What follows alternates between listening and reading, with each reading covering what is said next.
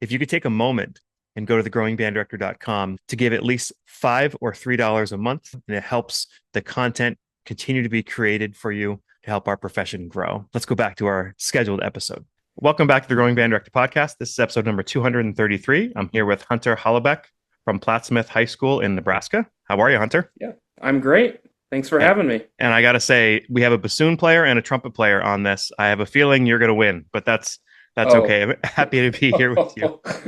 that's not very trumpet player of you to Yeah. say. Well, I'm not a good trumpet player. That's why. All right. Happy to have you on. I heard you were just telling me off air that you've been listening for a few years, and I just wanted to say I'm appreciative of you listening and for everybody else who is as well. So, just a couple kind of questions we're going to start with at first. If we were to walk into your band room and see you teaching or see you as a snapshot in your program, what's something you think you do really well? Right now I think the thing I'm doing really well, especially in the current program I'm in, is creating just a positive environment and a fun environment for band. Um, Kids are when they're excited to come to your class, they're going to get a lot done. So I think that's one thing I'm doing really well right now is getting kids excited to be there, excited about what they're doing, even if it's not something very interesting like long tones or tuning or things like that. What are some ways that you do that? How do you make it interesting? Is it just your personality that you use there? I probably a lot of it is my personality. I'm very high energy. I have to slow myself down. I talk really fast sometimes. Um, I do funny things. I interject silly things when I can. But we get a lot done. We're very serious and structured, and I push them a lot. But I find ways to do it in a positive way rather than bringing a kid down. And I think the kids really realize that. Um, when the product comes out and they did really well, and they didn't feel bad through the process. So I think that's something that can resonate with everybody, that you're yourself. You have to make it engaging and interesting for sure, 100%, but you're also being productive. I think being able to walk that line, if that's something mhm. that you can do, I think that's a gift that some people can do right away. So you say you're in your third year teaching. Some people Yeah. take longer to do that. I think that's fantastic because we all need to be serious, but we all need to be goofy, and we have to be able to walk that line. Because if you're too serious, you have no kids in your band, and if you're too goofy, your band's terrible. Yeah, exactly. Yeah, great. Who's another band director, either in your area or somewhere else in the country, that you have a lot of admiration for and you think we should know about?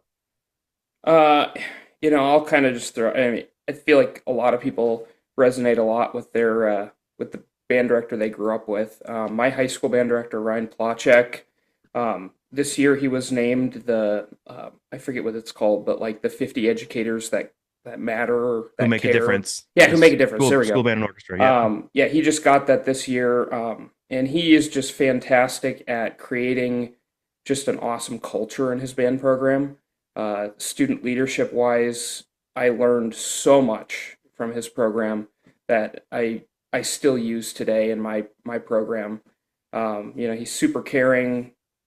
He teaches a lot like I try to teach, like just really caring, really high energy, makes rehearsals a lot of fun, but doesn't put kids down in the process. What school is he at? He's at Millard North High School Okay. in the suburbs of Omaha. Okay. Um, it's funny because we start teaching sometimes because of a great band director we had, or at the very Sure. least, we start teaching and we use what we know from our band directors, right? So Ryan was your high school band director, it sounds like. Yeah. So who Hmm. was your college band director? And then like how do Sure. you have some of Ryan's teaching in you and then some of your college band director teaching in you and Yeah. So I went to the University of Nebraska at Omaha. Um, Wonderful school. It's an interesting campus because it's a commuter campus. So I lived at home. I drove to school every day, and most of my friends did as well, or they lived somewhere in Omaha. And we had a lot of our private lesson teachers and whatnot were the symphony players because it's in that metro area. So really good school. Um, Dr. Karen Fannin at the time was the director of bands there. She was there all 4 years. We also had Dr. Joshua Kearney. Um, I still like to say he's my band director now because he conducts the community band that I play in. mm-hmm. Um, since I was there, Dr. Kearney has taken over the program, and Dr. Fannin is now the administrator of the School of Music. So Hmm. she does a lot. She still does a lot of active conducting and whatnot, but she is mainly the administrator now, and Dr. K does all the other stuff. Do you Great find band you directors. do you find yourself in the middle of rehearsal or doing like saying something or doing something? You're like, man, that came like right from one of my band directors. I didn't even plan to do it. Yeah, yes, it does. Just I made a face the other day, and I stopped, and after rehearsal, I was like, "Oh my gosh, that's totally a face that Dr. Kearney would have made at Yeah. at me Yeah. if I would have done that."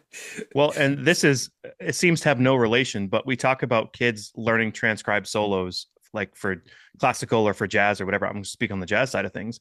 If you learn some Miles Davis solos or Lee Morgan solos or whatever instrument you play, and then you go to improvise, you're going to start using the language of these great people. Same thing as you're a teacher, you're going to copy your band directors. So those band directors, if you have some kids who are going to be music education students, you know, um, we want to be somebody that you can, I don't know even what I'm trying to say, that can be emulated and that you Sure. be proud of. Yeah. Yeah, I definitely. I won't ask you. So I guess I'll say the things you don't take from your band directors are Hmm. probably not things that are necessarily negative. They're just not you, right? Yeah. Like they're Hmm. hard for you to pull off because it's not your personality. Yeah, definitely. I just love that we're a fusion sort of all these different teachers, and then we kind of put them together in our own way. Yeah. Excelsior Music Publishing is proud to sponsor the Growing Band Director podcast. Excelsior Music Publishing provides new music for concert band, jazz ensemble, solo and ensemble, and books for all levels and occasions, including a specially curated and robust selection of music for your contest and festival performances. A variety of overtures, marches, and lyric works included on numerous state lists await. Select music that's perfect for your contest and festival needs at excelsiormusic.com. That's EXCELCIA music.com. Okay. Some pieces that you really like that I use the term gold mine that I think Yeah. are just great teaching vehicles. This is a hard one. I spent a lot of time thinking about this one. Um, One that I don't think you've talked, maybe you have, I can't remember. Ember Skies by Kevin Day. It's a grade one. It's the kind of piece that you could play with your top high school band, or you could do it with the middle school band. I've done it with my middle school band for contest. It was wonderful, very much at their level. Very, difficult to teach a lyrical piece like that. I did it with high school for Memorial Day before. I've played it in the community band I play in. Just wonderful piece, and a lot of Kevin Day stuff is not high school level, but this is one of those pieces that he wrote that is just fits right there. Wonderful. Ember Skies, Kevin Day. Yeah. Let's take a listen to it. Hold on a second.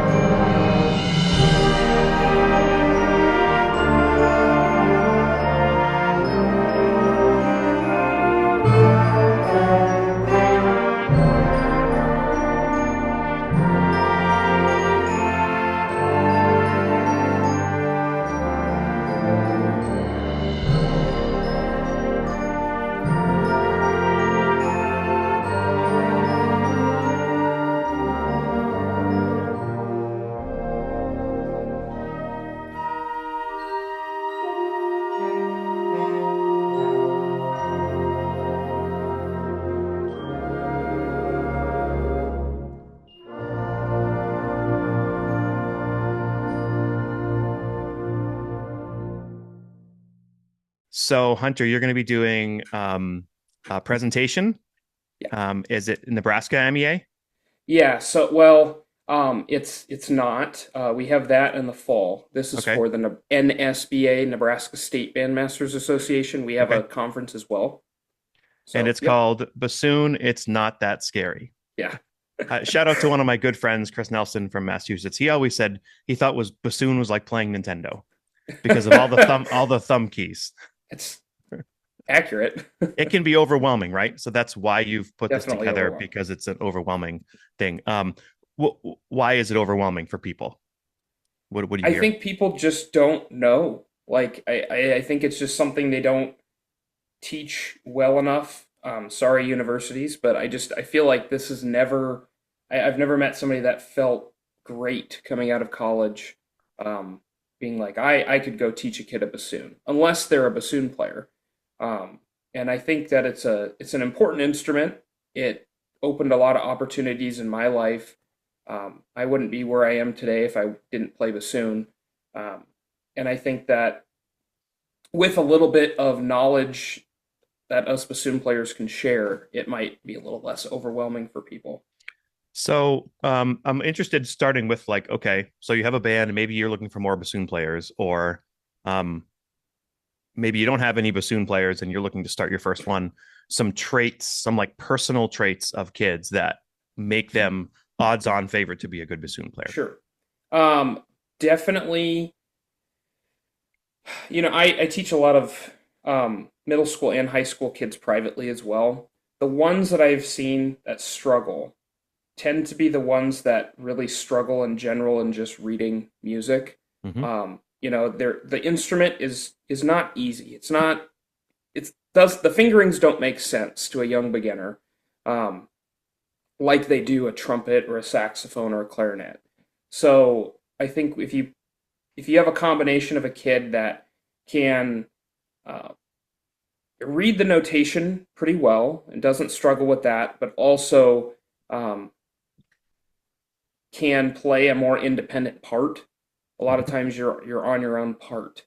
I think that's another important thing. You're going to have a solid bassoon player. The, the, Honest, yeah, the independence is yeah, huge because like, okay, you're hanging out in trombone land, and then oh, now you're with the flutes, and then now you're hanging out with the bass yeah, clarinets, and then sometimes in the harder music, you're by yourself. yeah. That got really hard for me. I remember in high school when I finally got moved into that top ensemble, and we were playing a piece like Parkour by Sam Hazo, Hmm. grade five, and I just remember I was like, I don't know who to listen to. I'm not. I was so lost that first week, being like, I don't know who to listen to anymore. It's like, I have a couple traits I want to throw in too from my own sure, experience. But before we do, sitting, like where you put the bassoons in the band. One thing I learned from yeah, Rachel Maxwell last year is like the ability to move people around within your band based on who the band is. For example, if you have a hmm, terrible oboe player who's brand new, like don't put them in the front row. yeah, She's like, I'll put them in the third row. One time I had a tuba player that I put in the second row, and the oboe section was in the fifth row, like the ability to move yeah, things around. So right now I put my bassoon player like on my right in the front row, but I know a lot of hmm, people will put them in the okay, second row with the bass clarinets too. I like them in the front because you have no excuse to not hear them, hmm, and like they're just in a pretty prominent place. Where have you yeah. put them, or where have you been sat? I put them next to the bass clarinets in the second row. Hmm. So first row I have flute, clarinet, and then the second row I have bass clarinets on the end, and then I put the bassoon in between the bari sax and the bass clarinets. Probably should put him on the end, but it's worked. So Yep. Yep. Every band's different. And if you've got oboe, sometimes the literature that you're doing, sometimes you want those two together. So some hmm, people put oboe in the second row and then the bassoon next to yeah, the oboe and then next to the bass clarinets. And and that's what we did in high school. I mean, yeah. in the second band, that's what we did. In the top band, I was over by the bass clarinets, but I remember in my sophomore freshman year, I was right next to the oboe player, and that did really help. I want to thank Austin Custom Brass for being a sponsor of today's podcast. Trent Austin started this wonderful shop back in the Boston area many years ago and has moved to Kansas City.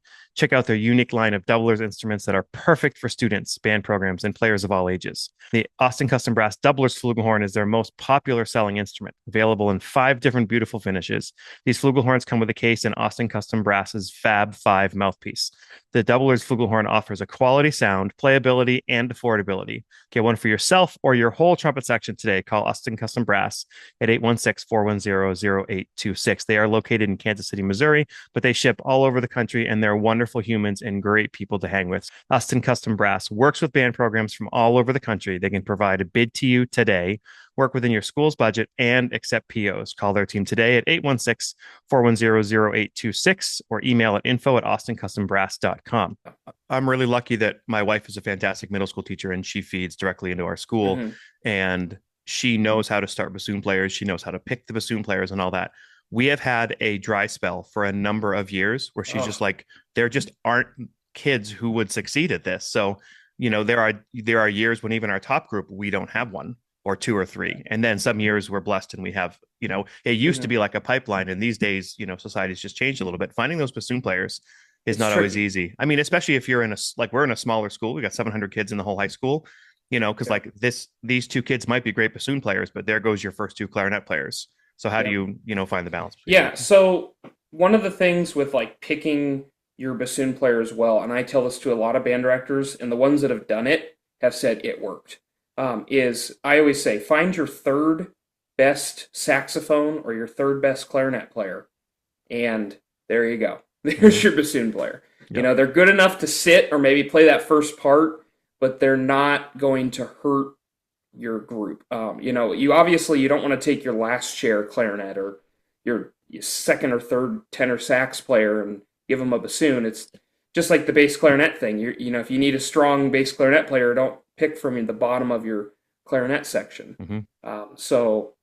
Take that second or that third or even fourth saxophone or clarinet player, and you'd be surprised what can happen A with that. couple other things that I've thought about. First of all, pitch control. Like Yeah, if you don't have good ears, you're not going to be able to play in tune. I mean, you don't want a double reed player who yeah. can't play in tune. I mean, You that's know, a recipe for disaster. Yeah, no, that's very true. One thing I find interesting, and even with the middle schoolers, is they can sense when they're not with the band. They can really sense that, and like they might not know how to fix it, they might not know what to do, but even some of my students that really struggle, they will recognize, oh, I'm not lined up with you there, Mm-hmm. pitch wise. So it takes a lot of trial and error, and I think that's another thing that scares band directors. It's kind of like oboe, especially in middle school. We're going to talk about this later, I think, but the intonation of bassoon takes years to develop. So you kind of have to live with a little bit of, you know, they're not going to be perfect, in sixth or seventh or sometimes even eighth grade. It takes time to develop that skill of being in tune on bassoon. But being aware of it is probably Yeah, part of that definitely. being a part of the independent musician that we're looking Yep. for, someone who can kind of Yeah, march to the beat of their own drum. definitely. And then lastly, I have how to say this. I've never met a dumb bassoon player. I don't know. I've never met a good bassoon player who's just like got rocks in their head. I've just never met them. It's like, so like a kid who's smart is usually a fair access for that Yeah. too. My high school grades would argue with you there, but That's awesome. Um, so we're going to be providing, hold on. So we're going to be providing your full presentation bassoon. It's not that scary in the show notes. So anybody who wants to click down there, but in any podcast platform you're on and check it out and scroll through it. We're going to be giving that to everybody. We're not going to go through like all of it because we don't want a lecture here, right? As a podcast listener, you want to hear a conversation. So we're going to take a number of things from this, but again, people can see it in its full entirety on their own. Let's go to tips for assembly. So, I sure. mean, uh, we're going to talk about brands here in a second, but like, how do you, Yeah. yeah, when you say tips, like there are some common things that kids mess up, I assume. Yeah, I think if you teach the right way to do it and they develop that, it'll help down the road. The first thing, and I think the biggest assembly tip, is you have to soak the reed. Your bassoon player will sound awful, especially in a place like Nebraska where it gets so dry in the winter, gets really humid in the spring and the summer. You have to soak it. So I always tell kids, they always say, "How long do I need to soak my reed? How, until it's ready?" If you the first thing you do is throw that reed in a soaking cup, it will be done by the time your instrument's put together. So start with that. That's my big. If there's one thing you take away from the assembly, that's probably the biggest. The other thing is just people don't know um, about certain parts of the bassoon that they make it easy for you, the instrument makers, but a lot of people don't know.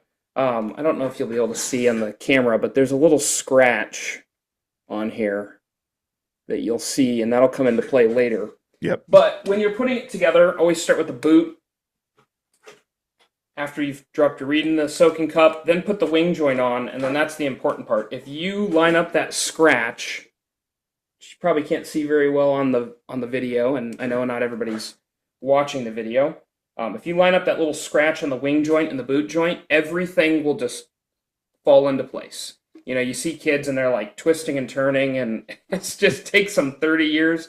If you get the scratch right, you do that. I didn't know that until high school, until I met another bassoon player that Wow. showed me that. So, and then I was like, wow, it's so easy to put my bassoon together now. Because and then get the long joint on. That's the longest joint of the bassoon. And then the bell. Another common mistake I see with people putting the bassoon together is they'll put the vocal and the reed on right away. It's not like a clarinet where you put your mouthpiece, on early. I've seen kids or saxophone where you put the mouthpiece on and then you get the reed on right away. You have to wait till the very end or you can break it. The Hmm. vocal, which is this metal piece here, that the reed sits on, is the most expensive part of the instrument. Like this one is probably close to $1,000 just for that vocal. And if you mess it up, very easy to break. When you're putting the vocal on, grab on this little part, the U shape of the vocal. Don't, The part that's closest to the yeah, bassoon, closest not to the the part at the cork. end. Yeah, Yep. closest to the cork, and you won't damage it. It's pretty sturdy piece of equipment. But when you're putting it on, I see that with beginners too, is they're holding from down here, and Yep. that will cause issues. That'll, And you push it all the way in. yeah, all the way in. We'll talk about that I think later when we get to intonation. But the vocal, you can't pull or push the vocal in. That does nothing. I see kids do that. You're literally doing nothing to change your intonation. The vocals have different numbers. So like this one's a number 3. I play on or no, sorry, that one's a number 2. But I have number 3s. I have number 1s. There's even 0s and 4s. They all have a different length that affects the intonation. And that goes back to a student who can listen for pitch, Yeah, right? definitely. Yeah. It's because So it's so close to singing. When you have yeah. no reference, you need to Yeah. adjust it all yourself. Hmm. Great, beautiful. So brand recommendations. I mean, I think we all know Fox. In fact, when I came to the job, we were in, Hmm. my wife and I looked up to the top balcony in one of the schools, and there was like 4 Fox bassoons sitting there with Oh, dust on them. It was like, wow, yes, here we go. you lucky Um, guy. yeah. Now, a couple of them were kind of beyond repair, unfortunately, but 2 of them were able to be used. And honestly, we're still using them because bassoons Great. are so expensive. So Yeah. I'm looking to what brands you have, and we haven't talked about this. Are there Mhm. any like starter brands that are not that are less expensive that are quality and worth using? You know, this is this is another piece that I think holds people back from bassoon and holds directors back as they see what a bassoon costs and they're like, that's terrifying.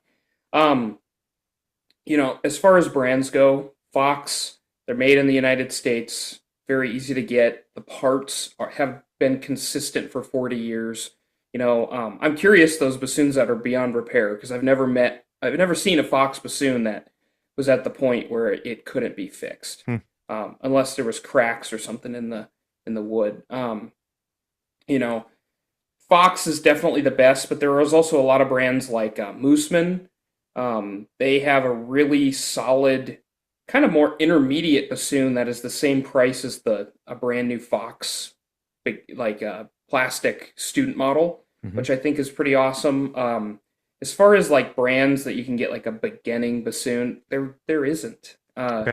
It stinks. I've tried to actually I got scammed from it, but I tried to buy one of these like cheap ones off of Temu.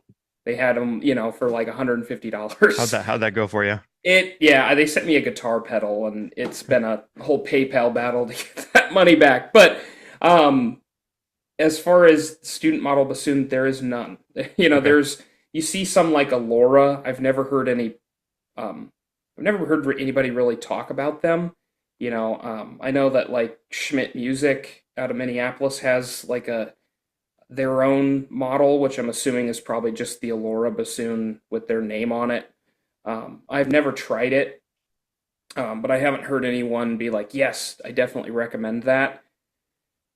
The thing I would recommend if you're a band director looking to get a bassoon, the biggest thing you can do to save money is to go to a bassoon store on the internet like Midwest Musical Imports, Vocal Majority, Charles Double Reed in I think New York.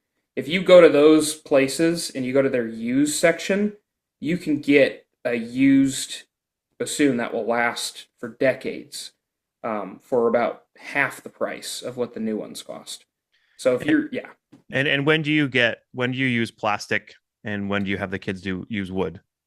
you know, here's what I would say. If you have both, obviously, if it's a high quality wood bassoon, I'd give that to the high schooler just because the maintenance of that is a little bit different, a little bit harder than it is with the plastic bassoon. But in general, you're not gonna hurt anything for most people to play on a plastic bassoon in high school. Those big, large programs where you're maybe doing a lot of grade 4 and 5 music should probably have a more intermediate bassoon that has some of the extra key work Okay. that those plastic bassoons don't. And I assume the plastic bassoons are cheaper than the wood bassoons. Yeah, they are. Yep, Yeah. by a lot. Okay.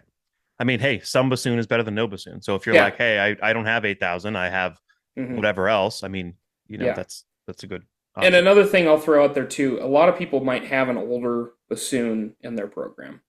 Um,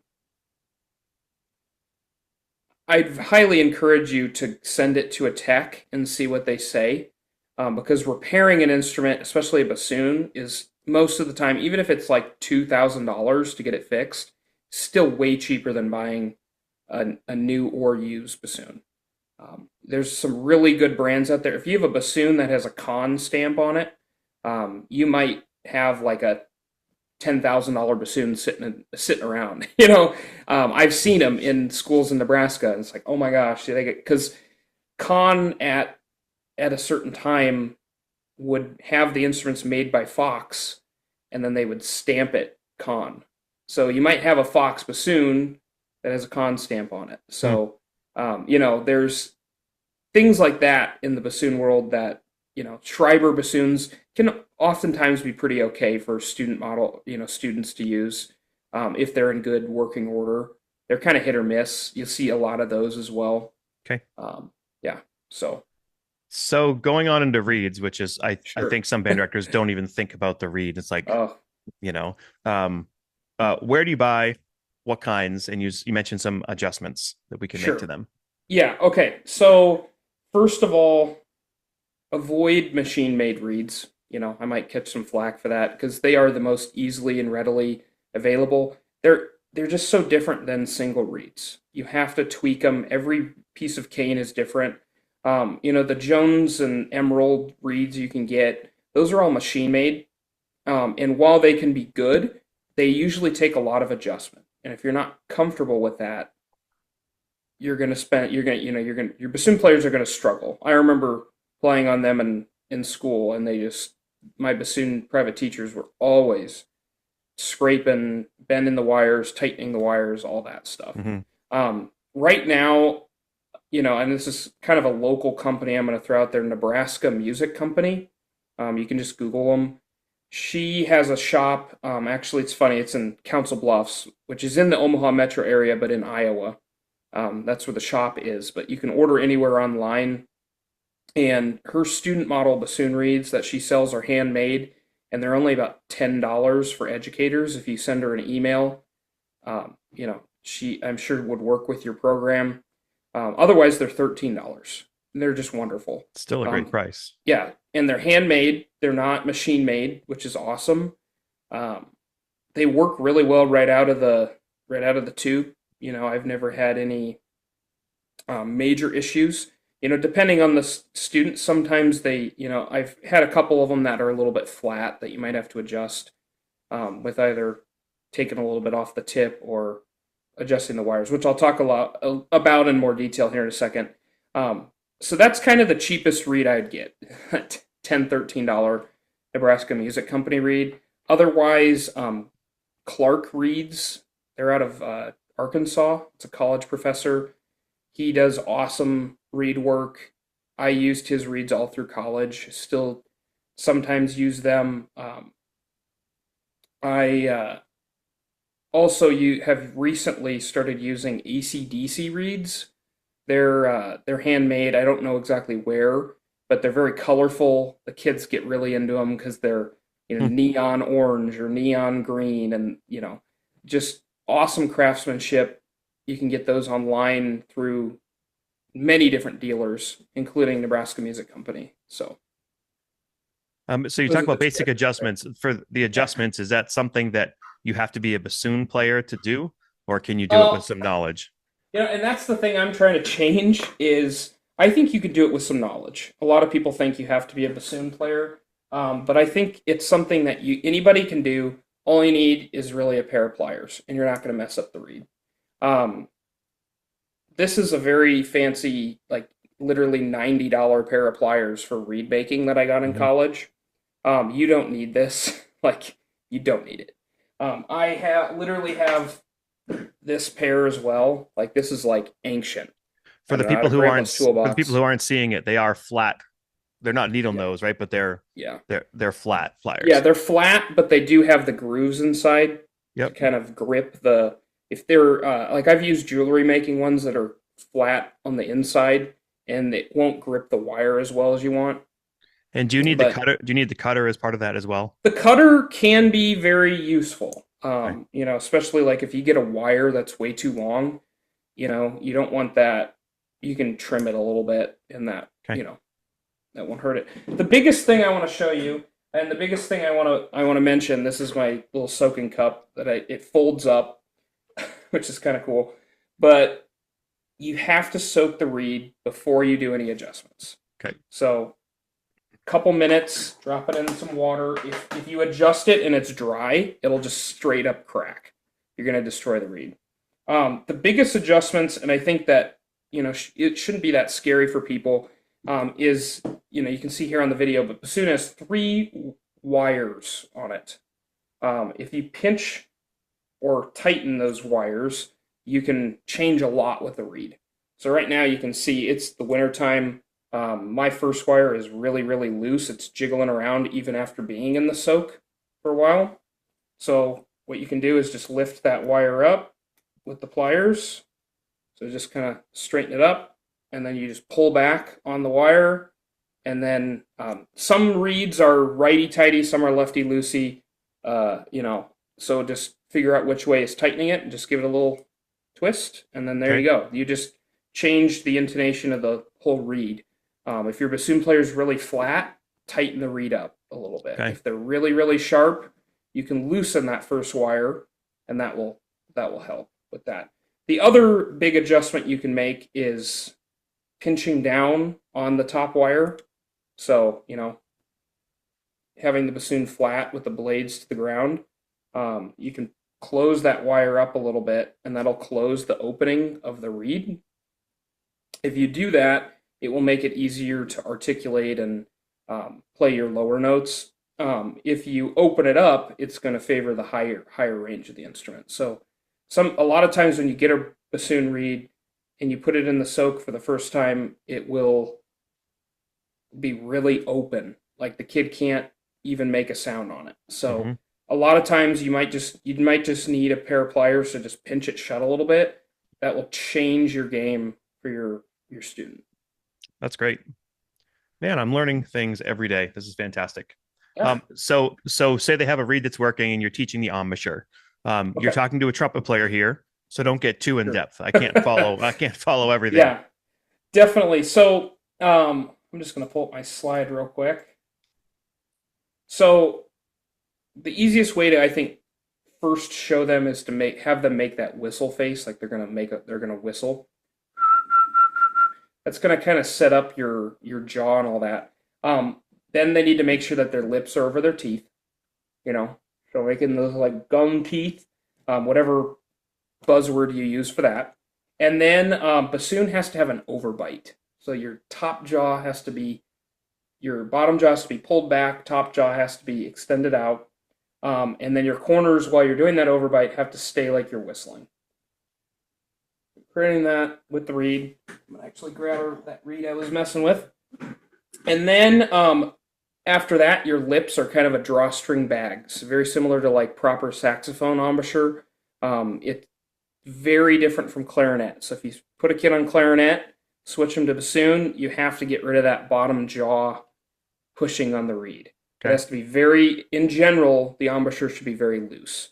And when you put all that together and you do it correctly, hopefully this won't be too ear blasting for the listeners, but you'll get this crow. We call it a crow. It's kind of the fundamental of the reed. If you're getting that crow to come out, um, they're doing the proper embouchure. And I would teach that just as if you would teach a buzz to a beginner. I Hmm. would teach them how to do that proper crow. Is there a specific pitch that the crow crows at? Yeah, I'm blanking off the top of my head, but it Okay. is in the presentation. There's a Okay. whole website that shows that. I believe it's like a C sharp. I could be wrong. Okay. Yeah, sorry. And then I had another question that I was going to ask, and I forgot it. Oh, I wanted to mention, you said it's a lot like saxophone, but I want to be clear to people. You're doing double lip top and bottom. On a hmm saxophone, there is no double lip. Okay, yeah, So for the people who haven't done this, I know you're like, well, of course there's double lip. Like, yeah. don't put your teeth on the bassoon reed. This could be a problem, correct? Yes, if you put the teeth, I'm not gonna do it because it's very similar to like an Amazon death whistle. It's a very horrendous sound. You don't Okay. want your kids to know how to do it Okay. because I definitely annoyed my teachers with doing that. Okay. So one taste bud on the reed when it comes to tonguing. Yeah, when I you're read that tonguing, somewhere. yes, that is very true. Bassoon takes very little tongue. It's a lot of the times it's 99% air, 1% tongue. Um, you have to be careful to avoid anchor tonguing and breath tonguing on bassoon because a bassoon, very similar to how a bagpipe plays, you can play the reed without having any embouchure whatsoever. You can stick it in your mouth and just blow air; it will make sound. So it takes very little tongue to play on the reed. The biggest tonguing thing that I see, an articulation problem, is when kids switch from saxophone to clarinet to bassoon. They're used to tonguing that reed on the bottom. Bassoon, you want to hit the tip of the reed, and you want to kind of tap it just slightly above the tip of your tongue. So very tip of the reed, not the bottom, not the top, and then you're just hitting right above the tip of the tongue. I will say I heard within the last year on one of these episodes, somebody was saying to do the same thing on clarinet as well. Like Okay, yeah. not on the bottom, but actually right on the edge. And I had never heard of that Yeah, before. So and I won't pretend to be a clarinet pedagogue or anything, so that's probably accurate. that's a very bassoon word you just used. That's not a trumpet word. Another thing I'll throw out there with articulation is the kind of syllables you say. Brass players have them too.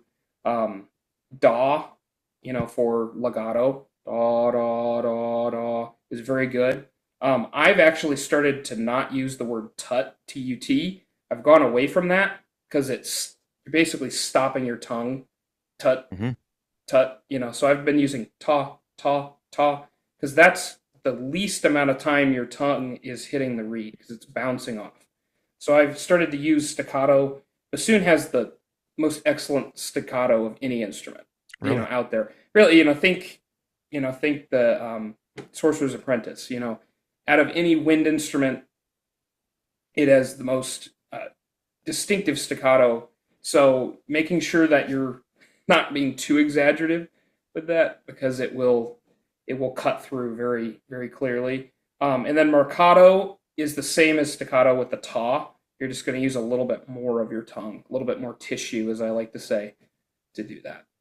I was always taught on the trumpet, and tut was never a thing we did. But then, so I never taught it. I was always Mm-hmm. ta, ta, and stop the Mm-hmm. air, which is like the classical way to do it. But then we were doing like this funk or fusion thing, and I had a teacher came in and said, "Oh, just do this," and they said use tut, right, with like this brass horn line, and it was amazing. I said, "Oh my goodness!" So like there was a purpose for it. Yeah. I had just never used it before. So you're right; it can be very commonly misused. Mm-hmm. But if people have used tut in other circumstances, it's Yeah, acceptable. I've used it. I can't remember. There was a part in our marching show this year. I used the word tut, and it fixed what we needed to fix. Yeah, So it. You can use it, but I would highly discourage you from teaching your beginners like that. agreed. Okay, so common problems and solutions that you find with your bassoon students. Sure. The biggest problems that I see with students, like if I were to go to your school and meet your bassoon player, I'd probably the first thing check is what fingerings are they using for different notes.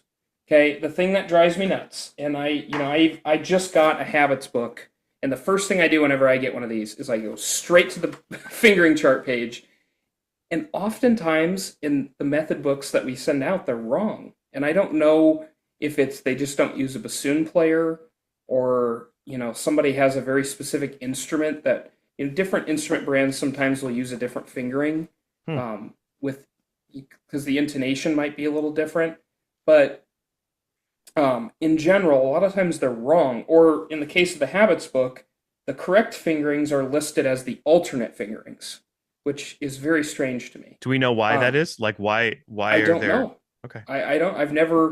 I've talked to them at Midwest a couple of years ago, and I asked, and they said that they use bassoon players to make these, but I don't know if they really are or not. It's just strange to me. But like the E flat, the fourth space E flat, very common note. It's a forked fingering, so you got to be very careful that you're adding those extra fingers down on the bottom hand, the middle finger and the B flat key, to stabilize that note. Otherwise, it will sound just very wow. The pitch is just not Hmm. balanced, and it will sound really flat if you don't have that those extra fingers down. So in your So, presentation, you do have a link for a good chart, yep, right? I have a link for a chart, and every fingering on there is the fingering I use. Which We the will yeah, will I'll take that link and also put it in the show sure, notes outside as well. So if people want to yeah. click on it, take a screenshot of it, have it as well, that might fix some things. My one gripe with that fingering chart is it goes into tenor clef for the higher notes. Ugh. I know, I but got some honestly, PTSD. it's something that you have to know to play bassoon. Same as trombone, same as cello. You have to know it at a certain level. If you're going to play grade 4 or 5 music, or more grade 5 music in your program, your bassoon player is going to have to read tenor clef. Your trombones might as well. So, um, it's not overly scary. You know, the little K, I like to call it a K, and no, it doesn't look exactly like a K, but the little dots in between that is C. That's the biggest tip I have for that. You can figure out the rest from there. That's your middle C, is that between those two dots. Yep. All right, Hunter. Posture for bassoon players. Yeah, so another common problem we see, and I see this a lot, and I had an issue with posture until about my sophomore year of college, is the way a bassoon sits is very different. There's some pictures on that presentation you can look at, some examples of kind of a smaller person and then also a very tall person. The one big difference is usually the bassoon player should be all the way scooted back in the chair. They're your one, maybe with your tubas as well, are your one exception to the be at the front of the chair.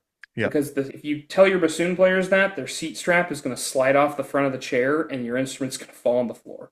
So yeah, When people stand and use a neck strap, is that harder? it's very hard.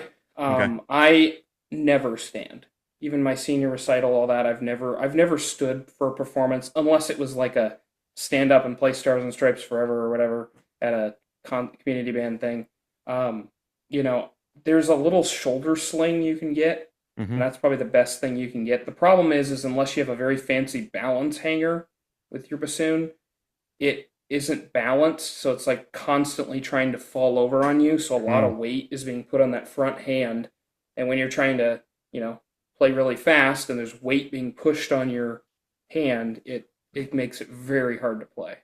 I had a clarinet friend of mine as well who plays a lot of bass clarinet, said the same thing about bass clarinet. Like Hmm. not using the peg. He's like, I can't even play it without the peg. It has Yeah, to be down and it's stable. yeah, Okay, so I've heard this word flicking before, but again, trumpet player, bassoon player, yeah. help me out. So flicking is another thing that really freaks people out on bassoon. There's four notes that bassoon has to do this thing called flicking, and we'll talk about what that is. But the it's A3, B3, B flat 3, and D4 are those notes just right on the top of the bass clef. And unfortunately, those are notes we play all the time in band. So they're the same fingering as the lower octave, which makes it interesting. Bassoon is the only instrument that you lift up the key to go up the octave. So you press the key to go down the octave, which can be tricky for kids switching from saxophone and all that. Well, I mean, Um, technically it's the same with saxophone, but sure, the but lever lifts it for you. You're yep, pressing. Yeah. yep, you're right. So um, bassoon is not like that. You actually have to lift up, and you have some extra thumb keys. That's why we have those, 11 thumb keys on bassoon. All the Nintendo Yeah, keys. all Yeah. the Nintendo keys. So that's why you have all those thumb keys is to be able to play these flicks. So when you're playing A, there's an actual key called the A key. When you teach like a middle school student, just make it part of the fingering. Don't even teach the flicking part. We call that the vent. Just teach them when you play A, the higher A, you have to press that thumb key down. And then eventually, once they get in high school, they just need to start developing the habit of just lightly flicking that key when they articulate that note. So Um, they just have to touch it once. yeah, Okay. with the articulation. Okay. It can change the intonation a little bit if you hold it, if you vent it. But at the middle school, even early high school level, it's not going to be imperative. I still sometimes vent a note if it's really quiet or really loud. Um, those notes are just very unstable without the flick keys. Um, and then you use the C key, which is the key right above the A key. Most bassoons, it's going to be the top thumb key that you have, not the low notes on the to the left, but on that first side of thumb keys, it's going to be the top one. That one you can use for B flat, B, and C. If you just teach them that vent in general, it's gonna help them out, and then they can once they get to high school. I have a little fidget that I like to teach my private kids. I always tell them when your band director's talking and talking and you're bored, just you know, just jump your fingers. So just take your thumb and literally just Yep. jump from the whisper key to each one and just over and over and then get faster as you go. And if they, practice that, they'll eventually be able to just do a nice little flick with the thumb and then it'll come out beautifully. I assume if we go on YouTube, we can find some like flicking Oh, exercises and definitely. things like that. So Definitely. we'll supply we'll supply one of those that you like in the show notes as Sure. well, so Yeah. people can if they need to see more like visual Yeah. and because and especially Yeah. if you're driving down the road, you're like I flick know. Yeah. what the flick? Just I don't. yeah, and I think we're doing a good job, podcast wise of explaining all this, but not, this is one of the episodes I would definitely say if you either watch the video of just some of the things I've demonstrated or at the very least look at the presentation, Yep. it's going to really benefit you. Okay, so some basic instrument maintenance. What are things we should be doing? Sure. So the first thing is you just need to make sure you have a silk swab. That's the most important part. They're very cheap now. Like they used to be expensive, but now with Amazon, you can get them for super cheap. The biggest piece that I would say is when you're, um, sorry, grab my bassoon again. When you are swabbing your bassoon, when you're putting it away, usually you start from the top and you go down. You don't want to, however, swab the wing joint before you swap the boot joint. The wing joint is lined with rubber down the bore of the wing joint. So you want to start in the long or the boot joint from the wood side to the cork rubber side, and then that will pull the moisture from the wood into the rubber, which isn't going to hurt it, Okay. and then swab your wing joint because that's most bassoons. It's going to be lined on the wing joint at the very Okay. least. So start with the wood, pull the water through to the rubber. Another thing is every once in a while with your students, you might need to take a pin, like just a neat, like a sewing pin, and stick it in the hole of your vocal, because sometimes that gets clogged up with, food or just crumb that you spit through your instrument. And that will allow that hole to vent the air like it's supposed to. If you ever like kid can't play their high notes and it's just not coming out, oftentimes they're just got a little clogged Hmm. hole, and it's about the size of a pin. It's very small, so just take a pin, poke it through, put some water through it. You won't hurt it. And you mentioned a silk swab. Again, I'll say it like the silk swab, not the cotton swab, because the Yeah. Yes. fibers of the other stuff, whatever instrument it is, use the cotton swab. That's the way to go. I hear that. My Yep. wife's a teacher and a flute player, and I hear it all the time. The silk is the way to Yep. go. Silk is the best you can get, and again, they're so cheap with Amazon. It Yeah. didn't used to be this way. They're so cheap. All right, Hunter, we're going to end up with some good pieces that have really good bassoon parts. And we first Sure. started talking about, of course, An American Salute by Morton Gould. If you have Yes. three very good, because it's a bassoon trio, right? It is. It's Yeah. yeah. However, Douglas Wagner is a magician. And yeah, you don't need a great bassoon player. I think you can even do it without a bassoon, to be honest with you. Not that you would want to, Yeah, you but probably could. I think that his arrangement, at least for high school, really makes it accessible yeah. for the whole band. Not just the bassoons, but adding that clarinet and whatever, I think bass clarinet possibly, whatever he has added in with the bassoon there, um, really can help. Or you could even just have your bassoon player play it, if you Yeah. have a strong one. Um, if you have a really strong bassoon player and you want to highlight them, there is no better piece than this piece called Alligator Alley by Oh, Michael yeah. Doherty. Oh, yeah. Beautiful piece, just very well done, a lot of fun. And it's It's in grade 5/4, three, 5/4, yeah, right? 5/4. So it's got lots of teaching moments. Just beautiful sound, and I think he wrote it for his daughter, who plays the bassoon, which is really cool. And Uh, it's like a bassoon solo, right? There's a section where it's just a bassoon playing. Yep. So you Yeah. have to have a strong bassoon player. There's no substitute. If you don't have a bassoon player, you can't really do that. I don't think you can do it at all. I don't think it's cued. So, yeah, start the whole piece starts out with the bassoon solo. Not quite Rite of Spring, but but it Yeah. but it makes it fun for the Yeah. students. Another one that I really like. This is a more middle school level piece, but I've also done it with high school. Is the Darkland Legends? It's Randall Standridge. He has like a whole symphony suite. There's a bassoon solo, I believe, in the second or third movement. I believe it's third. But just really beautiful. That one is cued, so you can do it with other stuff, but just absolutely beautiful bassoon color that you get that he uses in that piece, and it's a lot of fun. You know, at the higher level, anything Granger, James Barnes Chance, Holst is just going to have a really great bassoon part. Um, I love James Barnes Chance music and how he writes bassoon. He is, in my opinion, was one of the best bassoon writers for one band. Um, you know, and it's too bad he died so young that we didn't get more music from him. But he's got some amazing bassoon parts in there. Um, Another one I'll throw out there is Arabian Dances, Brian Belmage's. Mm. has a really cool bassoon, not necessarily like bassoon solo or anything, but just the bassoon part's a lot of fun.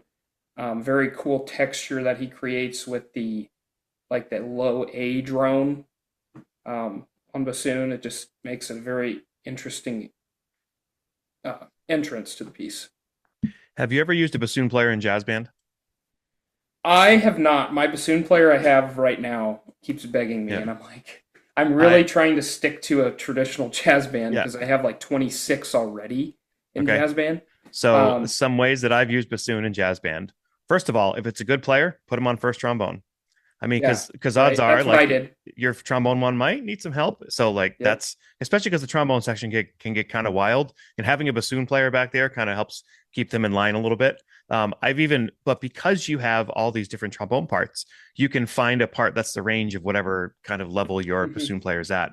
Um, I one time had Terry White, who's a great writer. I don't know if you know that name. He did an arrangement of Nightingale sang in Berkeley Square for our band, and it featured a trombone player and a tenor player, but their real instrument was euphonium and bassoon.